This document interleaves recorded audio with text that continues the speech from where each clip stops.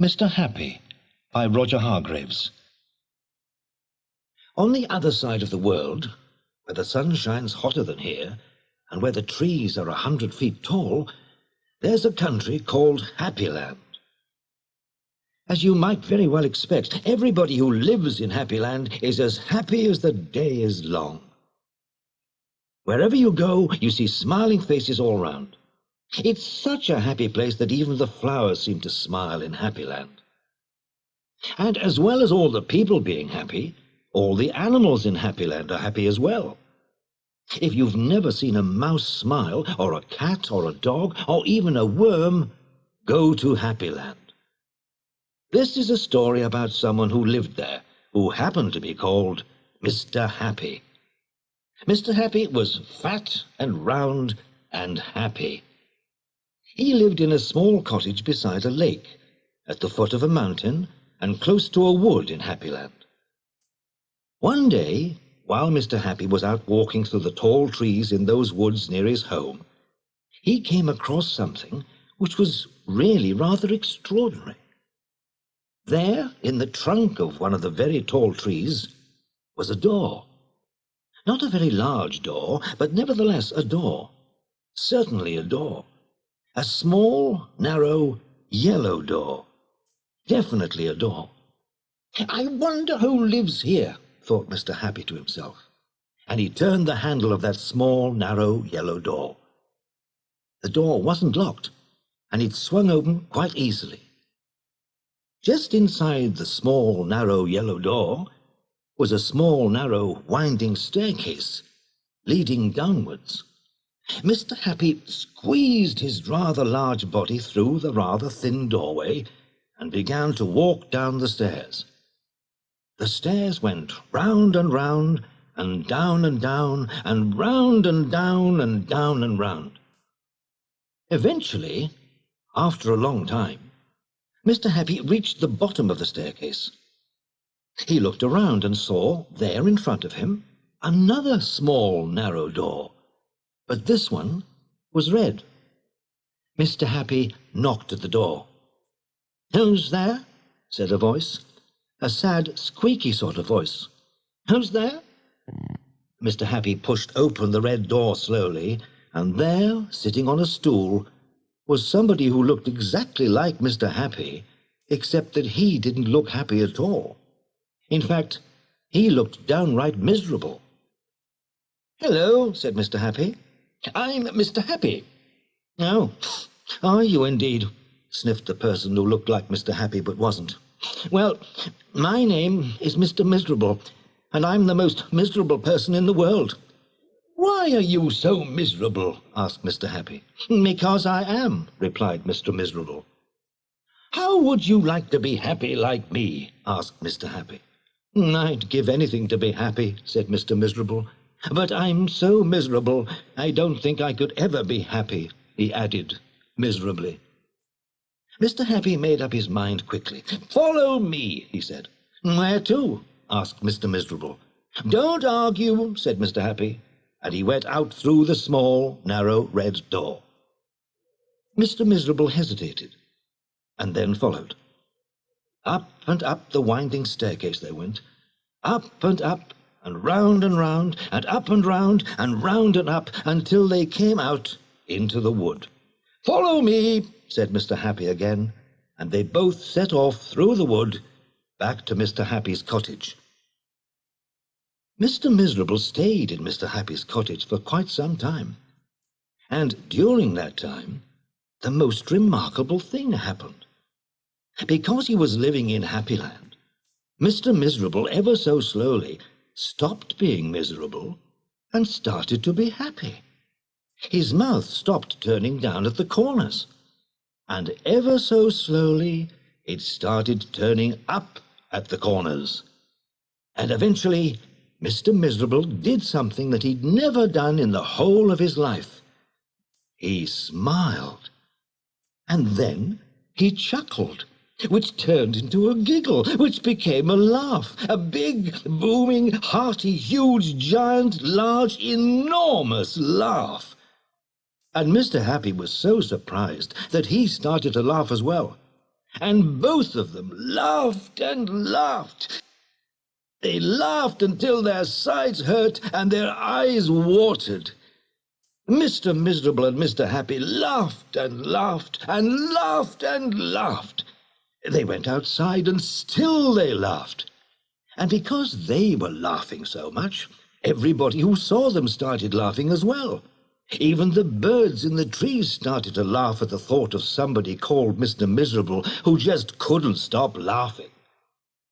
And that's really the end of the story, except to say that if you ever feel as miserable as Mr. Miserable used to, you know exactly what to do, don't you?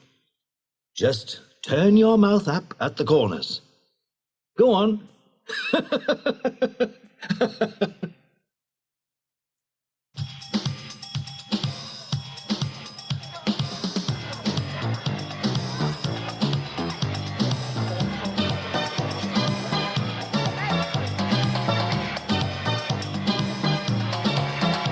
On the far side of the world, where the sun is shining all the time, where the trees grow 100 feet tall and the flowers all have smiles, lives a man called Mr. Happy, who smiles and grins the whole day long, and is happy as happy can be right here in Happy Land. It's a happy place. It's a happy place. Here in Happy Land, Here in Happy Land. where the sun shines so brightly all day and everything is fine. It's a happy place. It's a happy place. Here in Happy Land, Here in Happy Land. where the sun shines so brightly all day and everything is fine.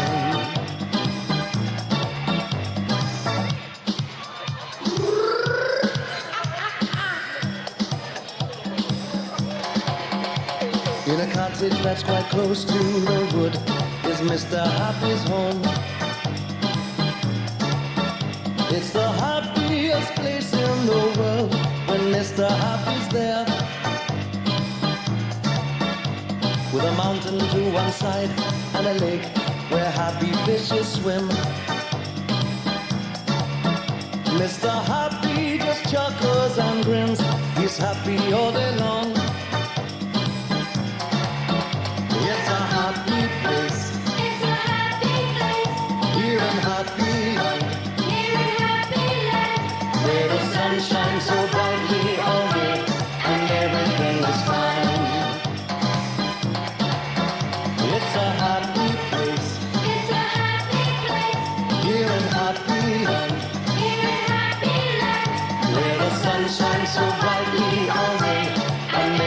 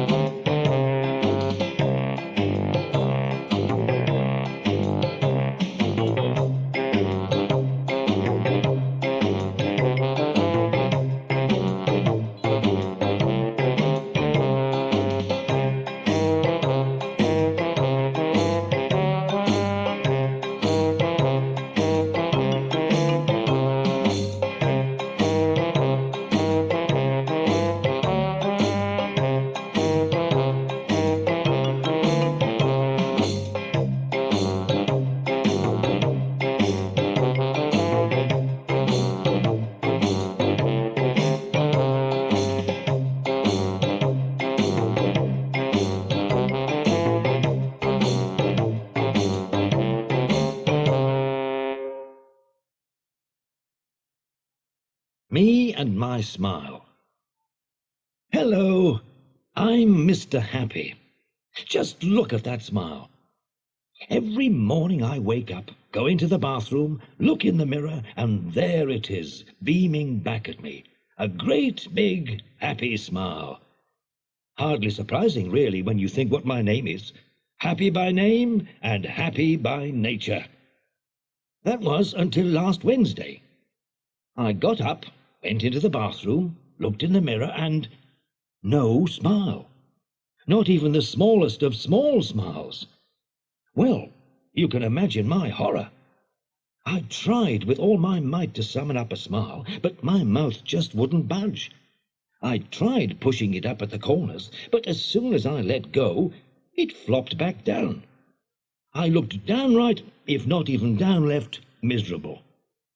But the funny thing was I didn't feel miserable, which was very puzzling and very worrying.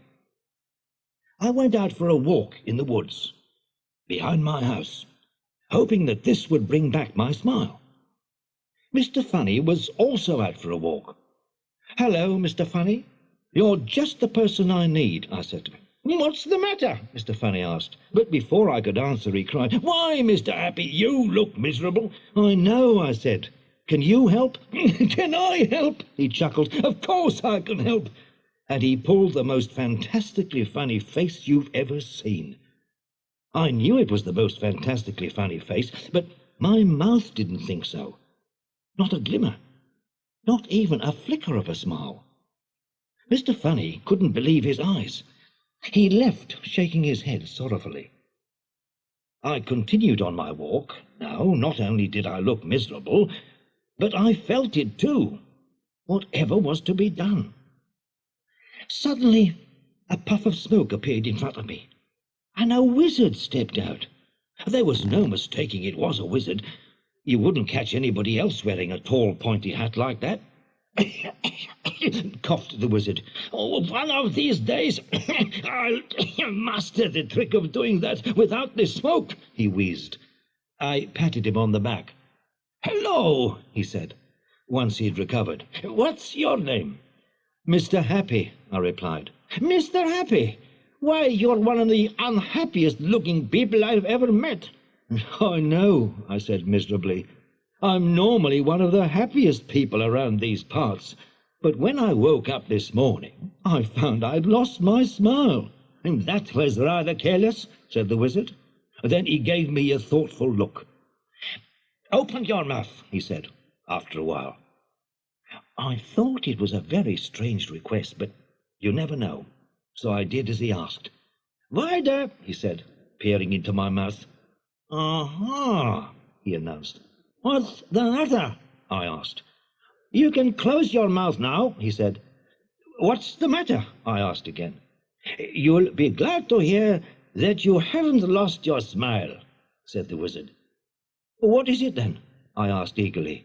"Your smile is stuck." "Where?" "In your throat." "Stuck in my throat? I've never heard of that before," I said. "There's probably a lot of things you haven't heard of, like how to turn a prince into a frog." "Well, what can I do about it?" I asked. "Oh, not a lot.